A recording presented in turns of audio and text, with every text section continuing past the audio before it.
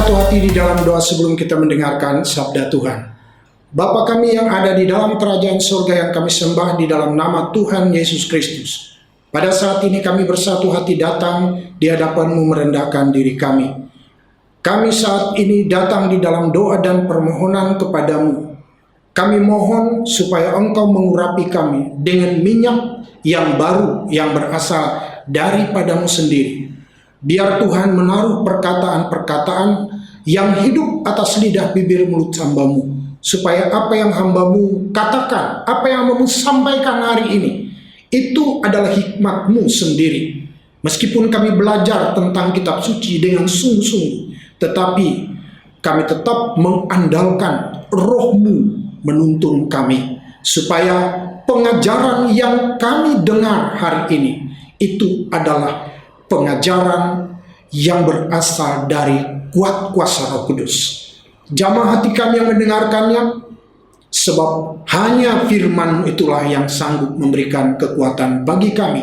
Dalam nama Tuhan Yesus Kristus, haleluya, amin. Shalom alaikum besem hamasia. Saudara-saudara yang dikasihi oleh Tuhan, puji Tuhan, pada minggu ini kita kembali sama beribadah. Saudara-saudara, saya berharap senantiasa saudara yang ada di rumah yang hari ini mengikuti ibadah ini secara online, saudara-saudara sehat, dalam keadaan sehat, selalu diberkati oleh Tuhan dan hidup di dalam kelimpahan kasih karunia Tuhan. Di dalam kelimpahan kasih karunia Tuhan ini saya berdoa agar saudara-saudara dikuatkan, dimampukan oleh Tuhan senantiasa untuk menghadapi pergumulan hidup yang saudara alami, sehingga lewat proses pertumbuhan dan interaksi bersama dengan kebenaran firman Tuhan itu, iman saudara-saudara bertumbuh, berakar dan berbuah, sehingga saudara-saudara dapat memuliakan Tuhan dalam segala keadaan. Baik, kita akan masuk kepada tema kita minggu ini, mengatasi depresi rohani. Eksposisi dari kitab Mazmur 42 dan 43, satu tinjauan tekstual biblika dan refleksi teologis. Mari kita membaca pasal 42 ayat 1 sampai 4. Untuk pemimpin biduan, nyanyian pengajaran Bani Korah. Seperti rusa yang merindukan sungai yang berair, demikian jiwaku merindukan Engkau ya Allah. Jiwaku haus kepada Allah yang hidup. Bilakah aku boleh datang melihat Allah? Air mataku menjadi makananku siang dan malam, karena sepanjang hari orang berkata kepadaku, di manakah Allahmu?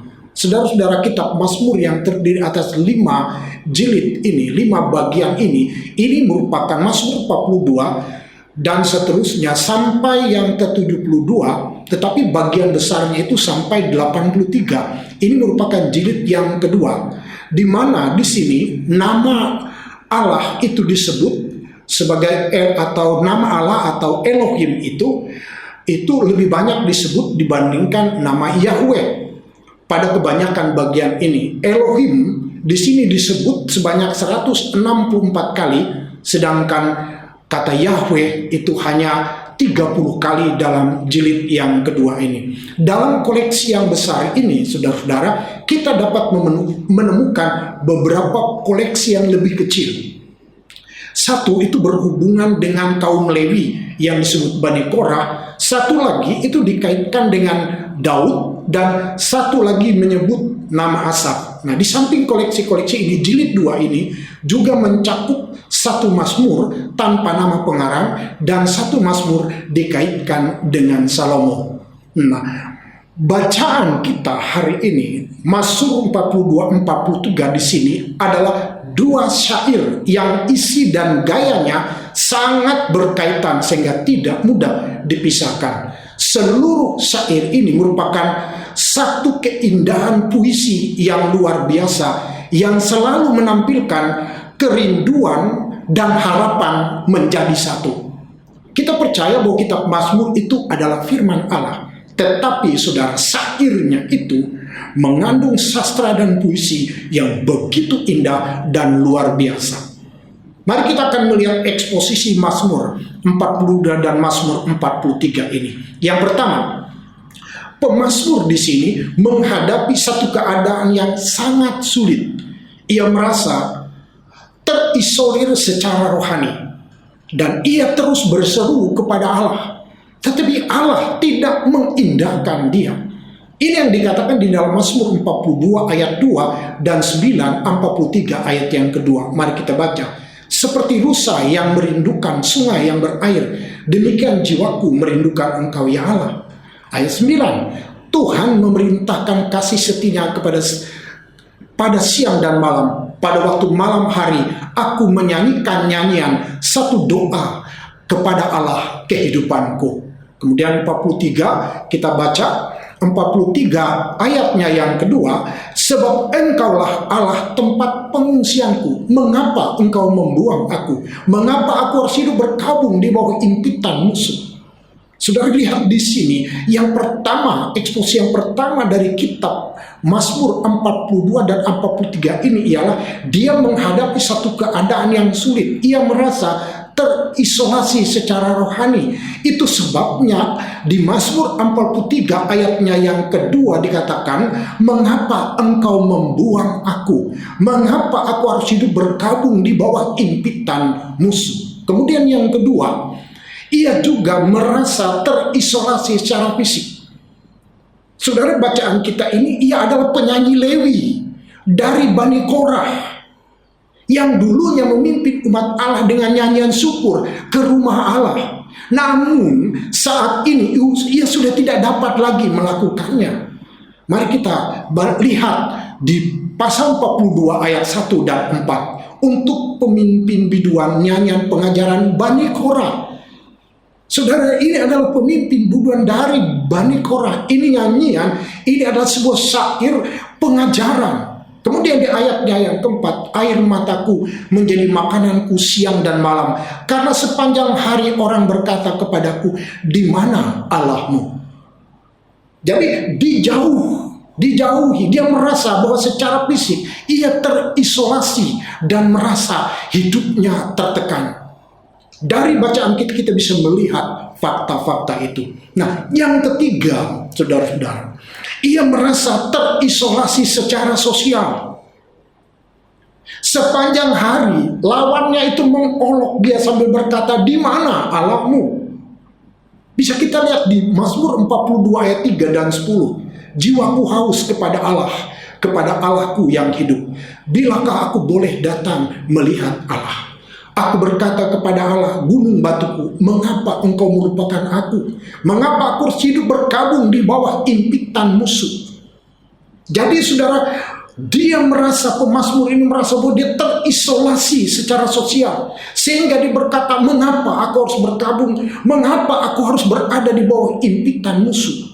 Jadi dapat kita katakan, dari bacaan pasal 40 dan 43 ini bahwa pemazmur mengalami depresi rohani.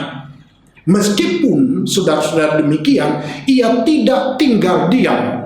Ia mau keluar dari situasi itu. Namun pertanyaannya adalah, apa yang harus dia perbuat? Apa yang harus dia lakukan?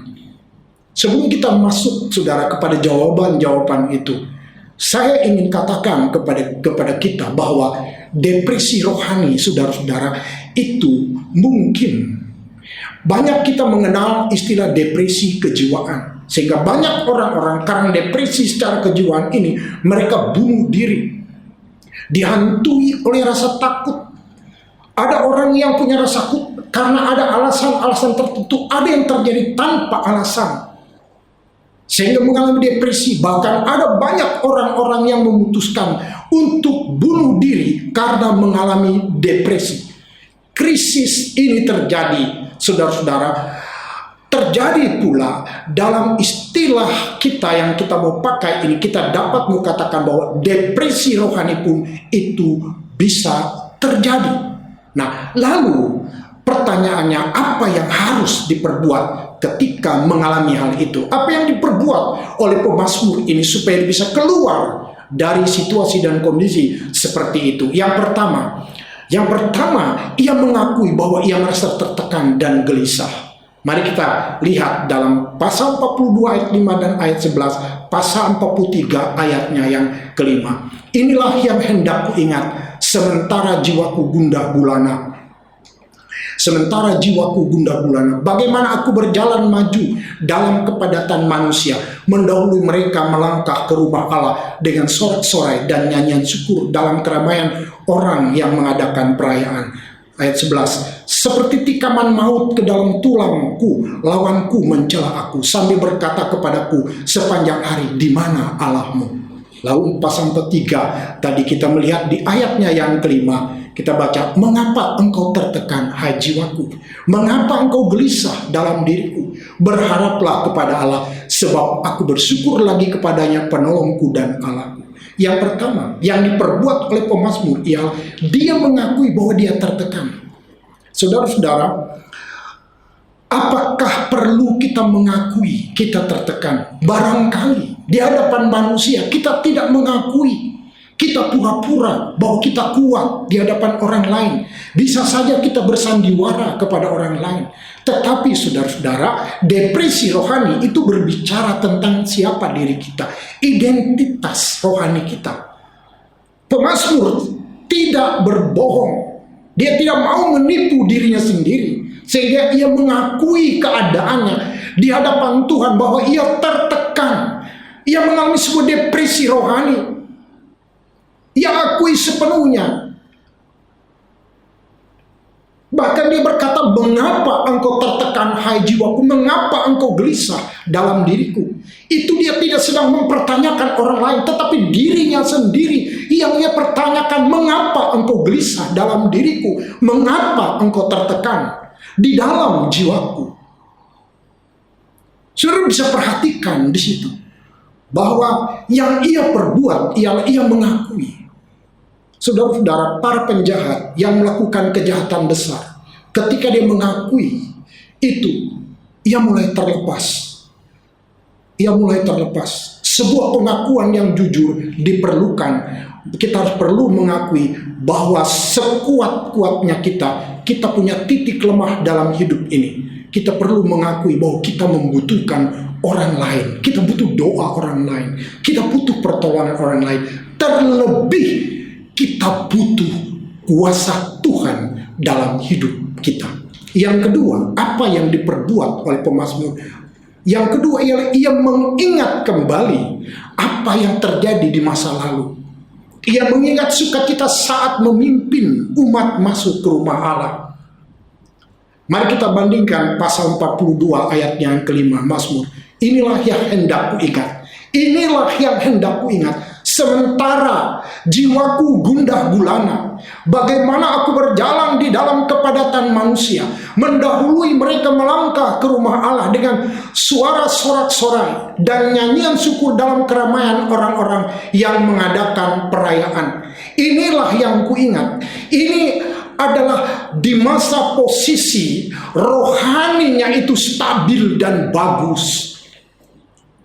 Dan mengingat bagaimana kehidupan rohani yang baik sebelum terjadinya depresi itu, maka ia didorong untuk kembali mengingat apa yang telah diperbuat oleh Allah di dalam hidupnya, mengingat kebaikan-kebaikan Allah itu di dalam hidupnya. Ia mengingat bagaimana kasih setia Allah itu selalu datang. Dan di sini pemazmur memanjatkan doa kepada Allah. Ingatan akan masa lalu ini membuat dia melihat kembali kasih setia Allah dan indahnya mengikut Tuhan itu. Saudara-saudara, ingatan itu membantu. Itu sebabnya di dalam Alkitab, ingatlah perbuatan-perbuatan tangan Tuhan yang ajaib itu. Itu membantu untuk bangkit. Kita bandingkan, kita lihat Mazmur 42 ayat yang ke-7. Jiwaku tertekan dalam diriku, sebab itu aku teringat kepadamu. Dari tanah sungai Yordan dan pegunungan Hermon dan dari gunung Misar. Aku teringat kepadamu. Dia ingat akan kasih setia Tuhan, dia ingat akan kebaikan Tuhan. Oh, ternyata Tuhan itu pasti tidak membiarkan aku. Itu bahasa lainnya. Lalu yang ketiga, apa yang diperbuat oleh pemazmur ketika ia mengalami depresi rohani ini? Ia berbicara pada jiwanya sendiri, memerintahkan dirinya berharap kepada Allah yang adalah penolong.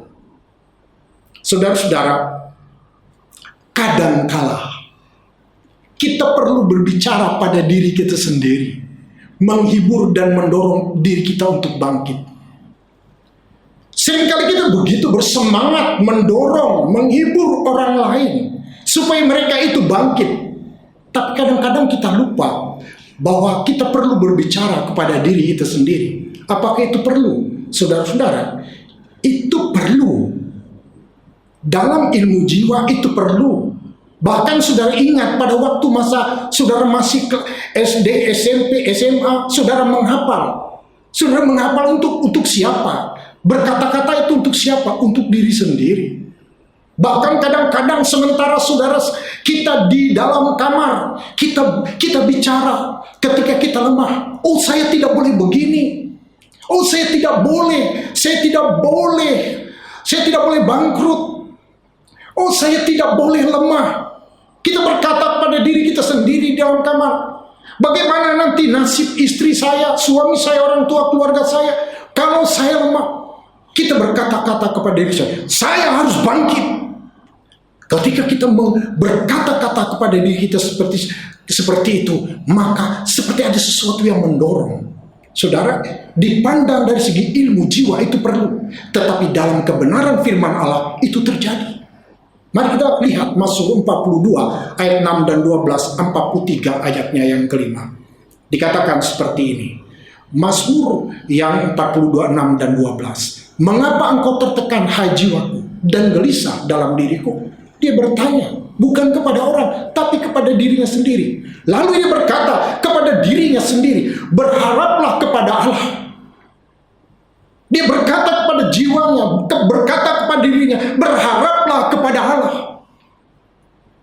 Sebab aku akan bersyukur lagi kepadanya, penolongku dan Allahku. Ayat 12. Mengapa engkau tertekan, hai jiwaku?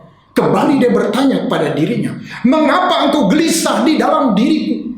Lalu selanjutnya, berharaplah kepada Allah.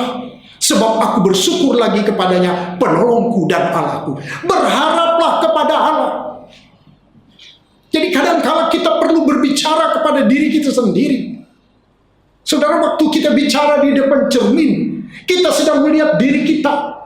Ada orang yang melatih dirinya sebelum berpidato, melihat ke cermin, bagaimana mimiknya, ekspresi tubuhnya. Kadang-kala itu diperlukan. Dan di dalam teks kita hari ini, pemazmur sedang berbicara kepada dirinya sendiri. Tetapi tidak cukup hanya kepada itu. Dia juga berkata kepada dirinya, aku bersyukur kepada Allah, kepadanya penolongku dan Allahku. Lalu kita baca selanjutnya, mengapa engkau tertekan, hai jiwaku? Mengapa engkau gelisah dalam diriku? Sekali lagi dia berkata, berharaplah kepada Allah. Dia berkata kepada diri, sebab aku bersyukur lagi kepadanya, penolongku dan Allahku. Diulang-ulang. Saudara, sesuatu yang diulang-ulang sampai 3 kali dalam kebiasaan itu artinya itu menjadi penting sekali. Yang keempat, apa yang harus pemazmur perbuat ketika ia sedang mengalami depresi rohani ini? Dikatakan ia berdoa agar Allah memberikan keadilan dan meluputkan ia dari penderitaan. Mazmur pasal 43 ayat 1. Berilah keadilan kepadaku ya Allah. Perjuangkanlah perkaraku terhadap kaum yang tidak saleh. Luputkanlah aku dari orang menipu dan orang curang. Saudara, yang keempat, pemazmur berdoa, meminta supaya Allah sendiri yang memberikan keadilan. Perjuangkanlah perkaraku terhadap kaum yang tidak saleh. Saudara-saudara, bagian ini adalah bagian yang cukup penting. Bagaimana pemazmur menuangkan amarahnya. Ia menuangkan amarahnya terhadap ketidakadilan, terhadap fitnah, terhadap penderitaan dan tantangan hidupnya. Ia menuangkannya itu di dalam doa. Ia menuangkan amarahnya itu di dalam doa dan dia berkata, perjuangkanlah Tuhan perkaraku. Saudara, 4 hal inilah yang dilakukan oleh pemazmur ketika ia mengalami depresi rohani itu. Sebab itu mari kita akan melihat refleksi teologis dari eksposisi Mazmur 42 dan Mazmur 43 ini. Refleksi teologisnya adalah sama seperti pemazmur, kita juga dapat mengalami depresi rohani. Jika kita mengalaminya, mari kita belajar untuk melakukan apa yang pemazmur lakukan agar kita dapat keluar dari depresi rohani yang menimpa kita. Sikap hati pemazmur, saudara-saudara, bukan sekedar mengharap keringanan dari masalahnya. Dia tidak sedang mengharapkan keringanan dari masalahnya. Ia juga bukan sekedar ingin sedikit lebih dekat kepada Tuhan, sedikit lebih dekat kepada Tuhan. Bukan. Harapan terdalamnya di sini dilukiskan seumpama dahaga rusa akan mata air, bagaikan susul menyusul gelombang samudra raya. Saudara-saudara, harapan yang benar itulah yang memampukan, yang memberinya pengharapan teguh di tengah-tengah penderitaan yang sedang dialaminya. Artinya apa untuk kita? Ini menjadi penting, saudara, refleksi teologis untuk kita dari eksposisi pasal 42 dan 43-nya. Artinya begini, antara harapan dan penghiburan kita ternyata dekat sekali jaraknya. Tidak jauh. Tidak jauh. Kenapa demikian? Karena menurut Roma pasalnya yang kelima, ayat 1 sampai yang kelima, bahwa kasih Allah itu telah dicurahkan di dalam hati kita oleh Roh Kudus, sehingga pengharapan kita itu tidak mengecewakan. Jadi antara harapan dan penghiburan kita itu ternyata tidak, jaraknya itu dekat sekali, tidak jauh. Untuk alasan itulah, saudara, kita bisa keluar dari depresi itu. Nah, lukisan harapan dan penghiburan ini digambarkan seperti rusa yang haus akan mata air oleh pemazmur, yang searti juga rindu akan Tuhan. Nah, ini menjadi penting, saudara-saudara, bagaimana orang punya kerinduan, punya kehausan, punya kelaparan akan Tuhan. Mari kita bandingkan Mazmur 42 ayatnya yang kedua. Seperti rusa yang merindukan sungai yang berair, demikianlah jiwaku merindukan Engkau, ya Allah. Jadi saudara-saudara, ketika kita ada di tengah-tengah himpitan itu, maka kata haus di situ itu searti juga dengan rindu. Bagaimana campur tangan Tuhan. Tuhan itu bukan hanya sekedar campur tangan, tetapi Tuhan itu juga turun tangan atas hidup kita, sehingga kita bisa melihat kasih dan kuasa-Nya itu bekerja dalam hidup kita.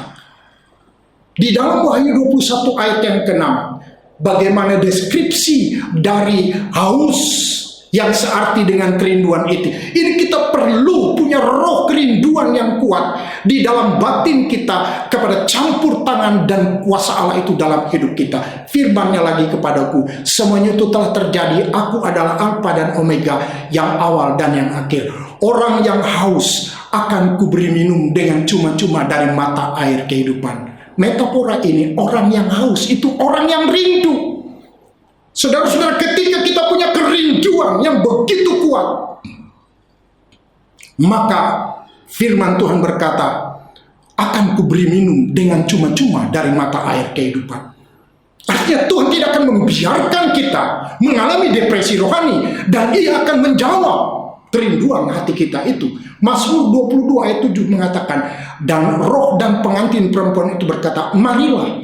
Dan barang siapa mendengar, hendaklah ia berkata, marilah. Dan barang siapa yang haus, hendaklah ia datang. Dan barang siapa yang mau, hendaklah ia mengambil air kehidupan dengan cuma-cuma. Ketika Tuhan berkata, marilah, maka kita juga berkata, marilah. Saudara-saudara, ingat betul perkataan Yesus ketika Dia menutup khotbahnya di atas bukit.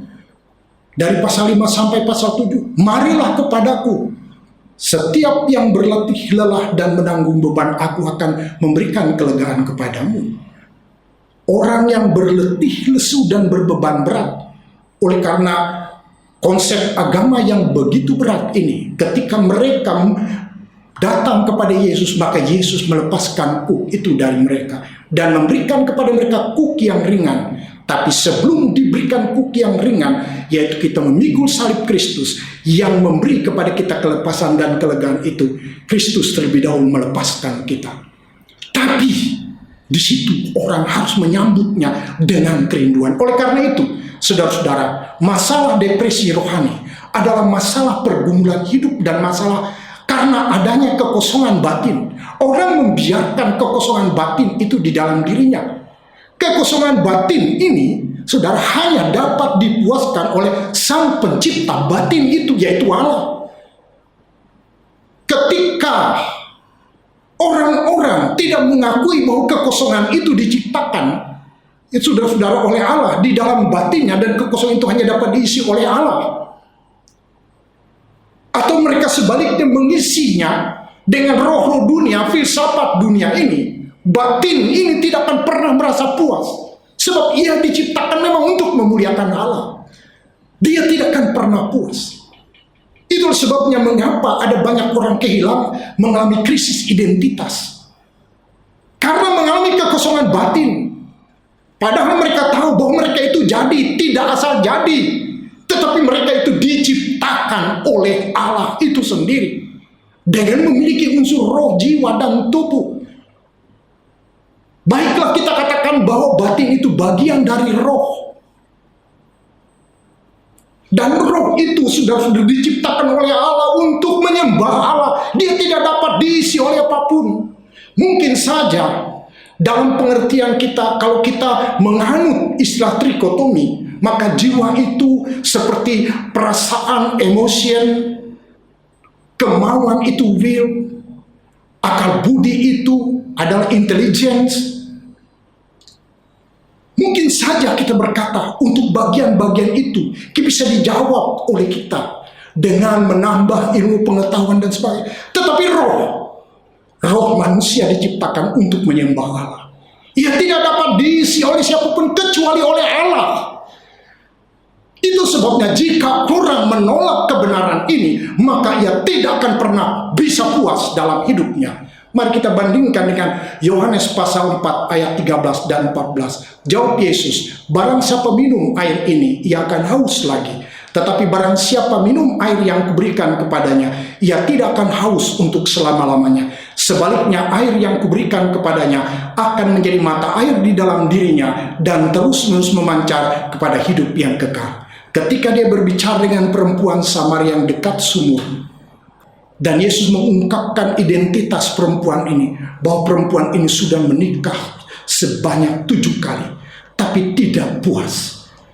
Yesus berkata, kalau kau minum air ini, saudara-saudara, kehausan wanita ini akan kasih sayang. Kehausannya, kerinduannya agar ia bisa puas. Ternyata firman Allah jelas mengatakan, kamu akan tetap haus lagi.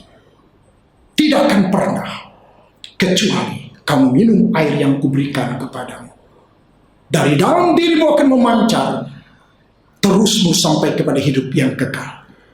Hanya Allah yang dapat memuaskan roh kita, batin kita, sehingga kita tidak akan pernah mengalami depresi rohani. Saudara-saudara, datanglah senantiasa di dalam doa, permohonan, ucapan syukur, dan penyembahan kepada Allah. Maka kita akan dipuaskan oleh Tuhan. Kita akan dimampukan, kita akan dikuatkan oleh Tuhan. Tidak akan pernah depresi rohani itu terjadi atas kita. Sekiranya kita menyadari bahwa Allah itu adalah sumber hidup kita. Semoga saudara-saudara oleh kebenaran firman Tuhan itu kita dikuatkan senantiasa. Dan kita selalu punya kerinduan. Artinya kita haus senantiasa datang kepada Tuhan. Maka pada waktu kita datang kepada Tuhan dalam doa, permohonan, ucapan syukur, pujian, penyembahan kepadanya, saat itulah Roh Kudus akan mengalir di dalam jiwa kita, membersihkan, menguatkan, dan memuaskan hati kita, supaya kita dapat memuliakan Tuhan di tengah-tengah dunia ini. Saudara, semoga firman Tuhan memberkati saudara-saudara. Amin. Mari kita bersatu hati dalam doa. Bapa yang ada di dalam surga, kami sudah mendengarkan sabda-Mu. Biarlah firman-Mu hari ini menjamah hati kami, sehingga ketika jiwa kami tertekan, kami tahu pasti kepada siapa kami harus datang dan mengungsi. Engkaulah sumber hidup kami. Dalam nama Tuhan Yesus Kristus. Amin.